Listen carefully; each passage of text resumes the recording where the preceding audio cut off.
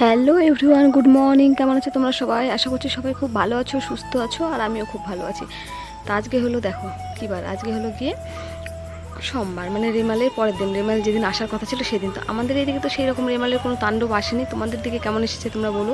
আর সকাল সকাল দেখো ওয়েদারটা বেশ সুন্দর। ঝড় হয়তো আসেনি, কিন্তু ওয়েদারটা বেশ সুন্দর আর ঠান্ডা হয়েছে।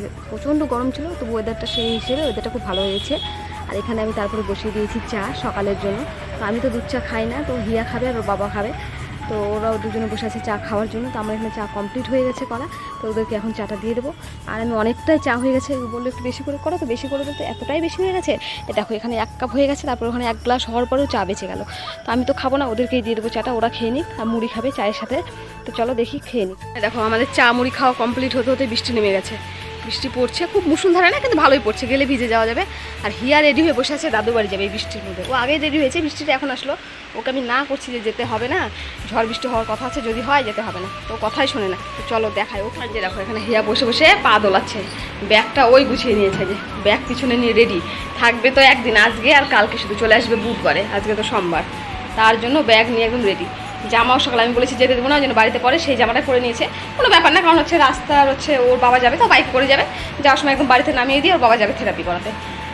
তো দেখ, একটু কিছু বলবি? গুড মর্নিং বলে দে। হ্যাঁ ঠিক আছে। তো চলো, ওরা হচ্ছে দেখি বৃষ্টিগুলো ওরা বেরিয়ে যাক, তারপরে আমি আমার কাজ করতে হবে। সব কাজই হয়ে গেছে, ঘর বান্দাটা আরেকবার পরিষ্কার করতে হবে, কারণ আবার নোংরা হয়ে গেছে। আর বৃষ্টি স্নান করে একদম রেডি হয়ে গেছে। আর হিয়া চলে গেছে। ও বৃষ্টির মধ্যে শুধু যাবো যাবো যাবো, তো ঝিঝিরে বৃষ্টি পড়ছিল। ওর বাবা লাস্টে কী হলো, টোটো করে পাঠিয়ে দিল। টোটো আছে পরিচিত, বলে যে দিয়ে এখন বাইকে করে গেলে ভিজে যাবে। তো টোটো করে গেল। আর আমি এখন স্নান করলাম। স্নান সকালে তো একবার করেছিলাম, তারপরে যে মশলা বাটতে আর মাছ ধুতে গিয়ে ভিজে গেছি। ওই জন্য ভাবলাম যে কাপড়টা কেমন ভেজা ভেজা গায়ে লাগছে, তো ওটা একদম ছেড়ে নিই, স্নান একদম মনে হচ্ছে স্নান করে নিয়েছি। আর ভিজে গেলাম বাটতে গিয়ে, কারণ ওখানে শিলপাটাটা নিচে, তোমরা জানোই, দেখেছো হয়তো।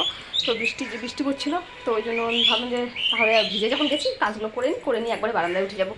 তো দেখো কী রান্না হবে আজকে দেখা যায়। পেঁয়াজ, এই দেখো এখানে আছে পেঁয়াজ কুচি করা, আর এটা হচ্ছে এখানে তো টমেটো কুচি আছে, এখানে আছে আদা, তারপরে হচ্ছে রসুন আর পেঁয়াজ বাটা, আর শসাটা এটা আমার খাওয়ার জন্য। আর এখানে আছে মাছ, আলু ছাড়া আজকে মাছের কালিয়া হবে। আর শুধু ভাত হবে, আর কিছু হবে না। ডাল আছে, তো হিয়া নেই, আমরাই দুজন, ওই জন্য এইটুকুতেই যথেষ্ট। চলো আমি রান্নাটা সেরে নিই, তারপর আবার আসছি।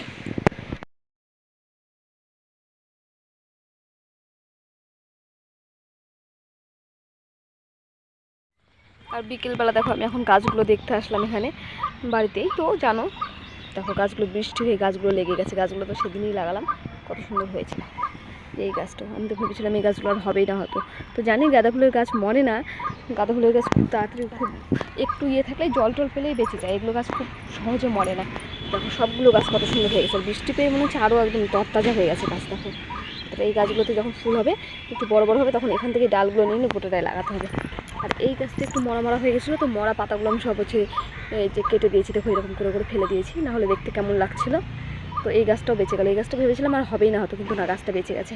আর এই গাছটাতে দেখো একটা আবার কুড়ি এসেছে, সেটা আবার ফুটেও গেছে, প্রায় 1-2 দিনে হয়তো ফুটেও যাবে। তো যাক, গাছগুলো বেঁচে গেল। আমি ভাবছিলাম গাছগুলো হবে কিনা। এবার গাঁদা ফুলের গাছ বাড়িতে ছিলই না, এর আগে কত ফুল ছিল আমার বাড়িতে। তো এবার হচ্ছে গাছগুলো সব কেটে দিয়েছিলাম, তো ভাবলাম একটাও গাছ নেই। তো সেদিন দেখলেই তোমরা, ওখান থেকে তুলে নিয়ে এসে লাগালাম, তো সবগুলো গাছ হয়ে গেছে। তো ওইখানে আর একটা গাছ আছে, তোমাদেরকে দেখাই চলো। এখানে 2টো গাছ আছে, দেখো এই যে জঙ্গলের মধ্যে, এই যে একটা, এই যে একটা, এই 2টো গাছ আছে। এখানে তো যে লঙ্কার গাছ, এটা কুলের গাছ একটা হয়েছে। গাছটা কত বড় হয়ে গেল কয়েকদিনে। সেই গাছটা আমার হাইট হয়ে গেল, কতটা বড় কাটা। আর দেখো এখানে ফুল গাছেও ফুল ফুটেছে। বৃষ্টি হলে গাছগুলো মনে হয় একটু অন্যরকমই একটা সৌন্দর্য ওদের আসে। দেখো গাছগুলো বেশ সুন্দর, ওই গাছগুলোতে ফুল ফুটেছে। আর এই লঙ্কার গাছটা তো গোটাই মরে গেছিলো, তো সেই গাছে আবার দেখো এই যে ফুল এসেছে, কুড়ি এসেছে কত। আমার লঙ্কা, কাঁচা লঙ্কা যদিও আমার কিনতে হয় না, এই গাছের লঙ্কা দিয়ে আমার হয়ে যায়। আর এখানে দেখো পাখিটা তখন থেকে কুট কুট করে ডাকছে বিকেলবেলা। হিয়া তো নেই বাড়িতে, তো আমার এখন টাইম কাটছে না। ও গাছে দাদু বাড়ি, তোমরা তো দেখলেই সকালে, তো ও তো আসবে না এখন। আর এই যে গাছগুলো, বড় বড় গাছগুলো দেখতে পাচ্ছ পাতা, এগুলো হচ্ছে অহর কালারের গাছ। হিয়ার বাবা হচ্ছে এই গাছগুলো এনে হচ্ছে মানে কালাই ফেলেছিল মনে হয়, হ্যাঁ। তো সেগুলো প্রচুর গাছ হয়ে গেছিলো। আর এই যে জঙ্গলগুলো এখানে আছে, এগুলো একটা মেশোকে বলেছি আসবে, বললো যে একটু ফাঁকা হয় তারপর আসবো। তো এই পাতাগুলো, এই নোংরাগুলো তুলে দেওয়ার জন্য। প্রচণ্ড ঘাস জঙ্গল হয়ে গেছে, দেখো যেগুলো জঙ্গল সব গোটাটা তুলে দিলে একটু পরিষ্কার লাগবে। এখন লেবু গাছটা দেখো, লেবু গাছের পাতাগুলো দেখেছো কত বড় বড় হয়েছে।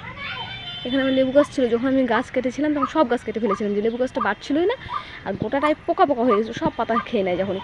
আর এবার দেখো পরিষ্কার করে নিই, জঙ্গলের মধ্যে যে কেটে দিয়েছিলাম সেখান থেকে আবার কুশি বেরিয়েছিল, বের হওয়ার পরে দেখো গাছটা কত বরাবর হয়েছে। এই যে পাতাগুলো এইভাবে খেয়ে নিচ্ছিল, আগে যে ছিল আগের পাতাগুলো, এগুলো দেখো খেয়ে নিচ্ছে, তবুও গাছটা অনেকটা বড় হয়েছে। পাতাগুলো দেখেছি অনেকটা, এর আগে এত বড় বড় হয়নি পাতাগুলো, এবার বেশ সুন্দর হয়েছে। তো মিশোকে বলেছি আসার জন্য, আসবে কবে জানি না, আসলে পরে এগুলো পরিষ্কার হবে। তোমাদেরকে লঙ্কার গাছটা দেখাই চলো। আমার এই যে লঙ্কা গাছ প্রচুর কুড়ি এসেছে, প্রচুর।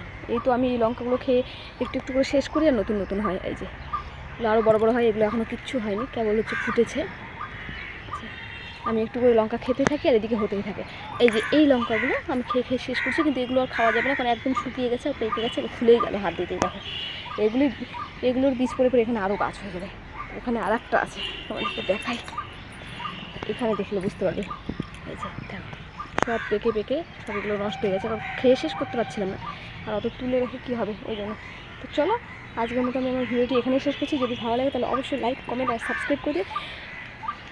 টাটা বন্ধুরা, সবাই ভালো থেকো, সুস্থ থেকো, দেখা হচ্ছে পরের একটি ভিডিওতে। টাটা।